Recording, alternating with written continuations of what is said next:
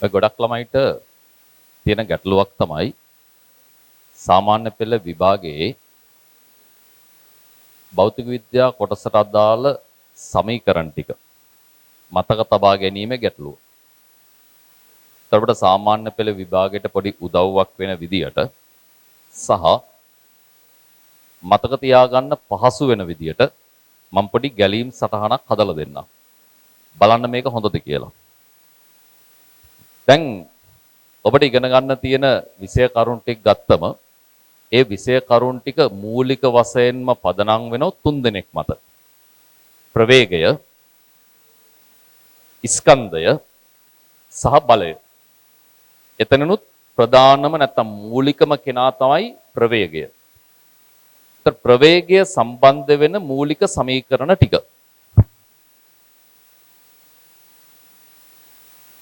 ඉස්සෙල්ලම ඔබ ඉගෙන ගන්නවා වේගය සමානයි දුර බෙදීම කාලය.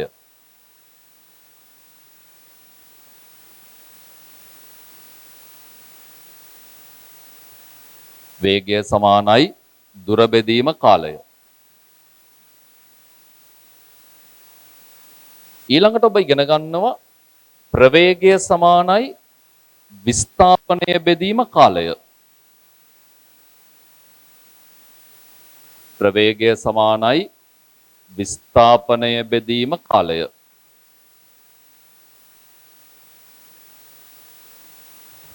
ඒ වගේම ඔබ ඉගෙන ගන්නවා ත්වරණය සමානයි ප්‍රවේග වෙනස බෙදීම කාලය. මම ඒක වචනෙන්ම ලියන්න. ප්‍රවේග වෙනස බෙදීම කාලය. සංකේතයක් දාලා ලියන්නත් පුළුවන්. මම වචනෙන් ලිව්වා ඔබට පහසු වෙන්න.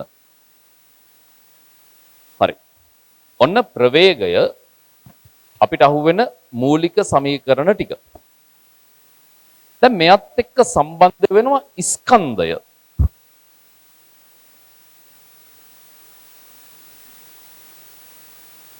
right. එතෙන්දී ඔබට අහුවෙනවා ස්කන්ධය සහ ප්‍රවේගයේ සම්බන්ධතාවක් P සමානයි MV.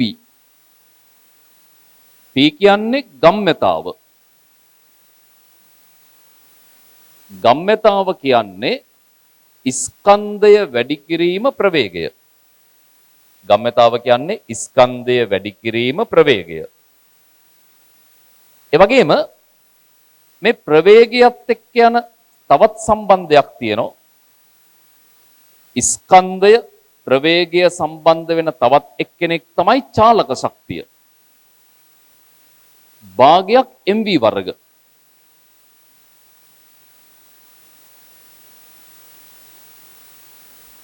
ඒ වගේම ස්කන්ධය, ත්වරණය සහ ශක්තිය අතර තියෙනවා තවත් සම්බන්ධතාවක් විභව ශක්තිය. MGH. එතන G කියන්නේ ගුරුත්වද ත්වරණය. එතන මේ දෙන්න මෙයත් එක්ක ස්කන්ධයේ සම්බන්ධතාවක් තියෙන්නේ. මෙයා ත්වරණයත් එක්ක ස්කන්ධයේ සම්බන්ධතාවක් තියෙන්නේ. හරි. ඊට පස්සේ අපිට අහුවෙනවා බලය. බලය. බලය ස්කන්ධය සහ ත්වරණයත් එක්ක දක්වන සම්බන්ධතාවක් තියෙනවා. F සමානයි ma. මේක බොහොම ජනප්‍රිය සමීකරණයක්. F සමානයි ma. බලය ස්කන්ධය සහ ත්වරණය සමග දක්වන සම්බන්ධතාව.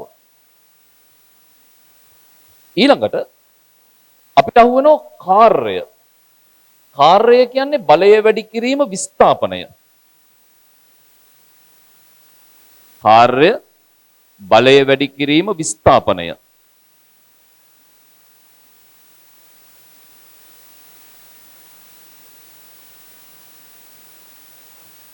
ඒ වගේම එතෙන්දී අපිට අහුවෙනවා ශ්‍රමතාවය.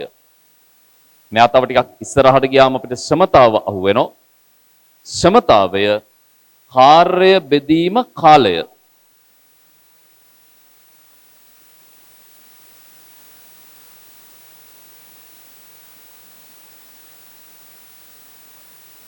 ඒ වගේම බලය පීඩනයත් එක්ක දක්වන සම්බන්ධතාවක් තියෙනවා. පීඩනය සමානයි බලය බෙදීම වර්ගඵලය. පීඩනය සමානයි බලය බෙදීම වර්ගඵලය. හරි. ඊළඟට බලය දුරත් එක්ක දක්වන සම්බන්ධතාවක් තියෙනවා. ගූර්ණය. බලය වැඩි කිරීම ලම්බක දුර. කෙටියෙන් කියනවා නම් බල ගූර්ණය බලය වැඩි කිරීම ලම්බක දුර.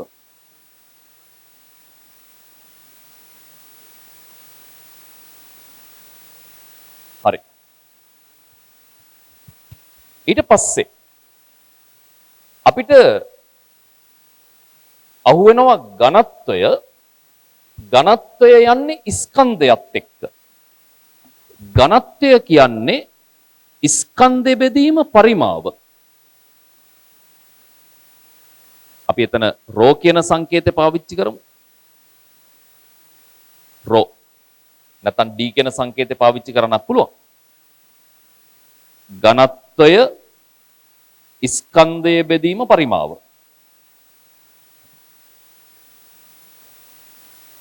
ඒ වගේම අපිට අහුවනවා මෙතෙන්දි ද්‍රවස්ථිතික පීඩනය HROG. ද්‍රවස්ථිතික පීඩනය HROG.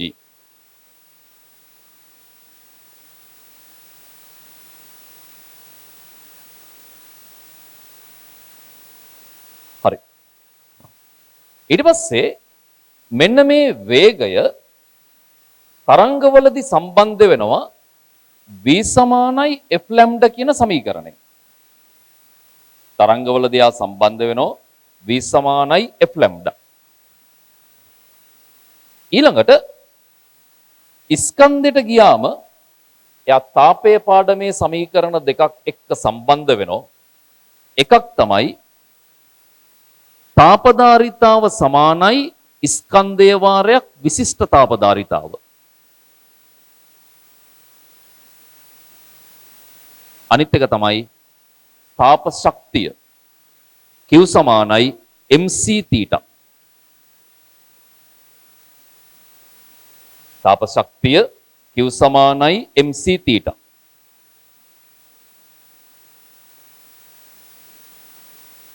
right. ඒ කට්ටිය ස්කන්ධයත් එක්ක දක්වන සම්බන්ධතාව. හරි.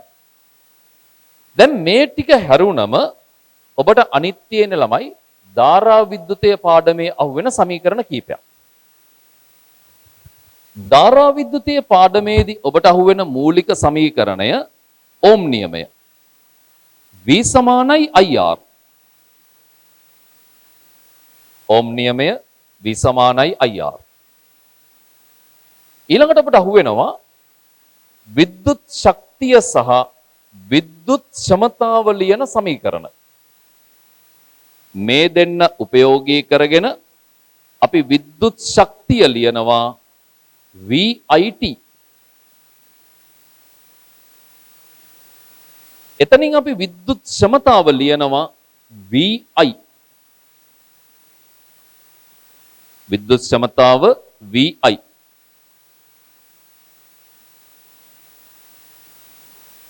ඊළඟට මෙන්න මේ ප්‍රතිරෝධය දක්වන සම්බන්ධතා දෙකක් තියෙනවා. ශ්‍රේණිගත අවස්ථාවේදී අපි සමක ප්‍රතිරෝධයක් ලබා ගන්න ප්‍රතිරෝධ ටික සියල්ල එකතු කරනවා. ඒ වගේම සමාන්තරගත අවස්ථාවේදී අපි එකයට සම්බන්ධතාව පාවිච්චි කරනවා. මේ කඩයිරක් දාන්නේ ළමයි තව ටිකක් එකතු වෙනවා කියන එක පෙන්නන්න. මේ වගේ පද තව එකතු වෙනවා කියන එක පෙන්නන්න. හරි. ඊට අමතරව ඔබට චුම්බක ශේස්ත්‍රවලදී චුම්බකත්වයේ අහුවෙන තව සමීකරණයක් තියෙනවා පරිණාමකවල. VP IP VSIS. විභවාන්තරයේ ධාරාවත් එක්ක තියෙන සම්බන්ධතාවක් නේ.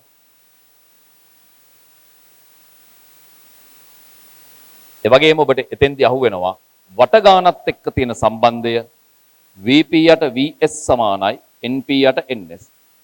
පරිණාමකයේ සම්බන්ධතා. පරිණාමකයේ සම්බන්ධතා. right. මේ ටික හැරුණම තව දෙන්නෙක් ඉන්නවා. එකක් තමයි ළමයි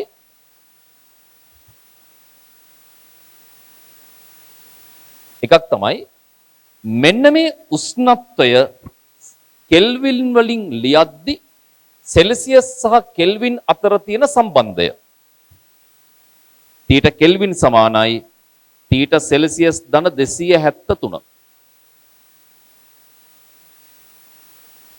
කෙල්වින් සහ සෙල්සියස් අතර සම්බන්ධය T කෙල්වින් සමානයි T සෙල්සියස් ධන 273.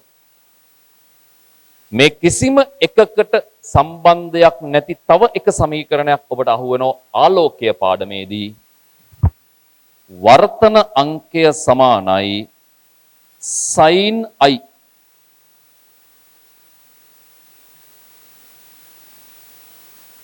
යට sin r. වර්තන අංකය සමානයි sin i යට sin r.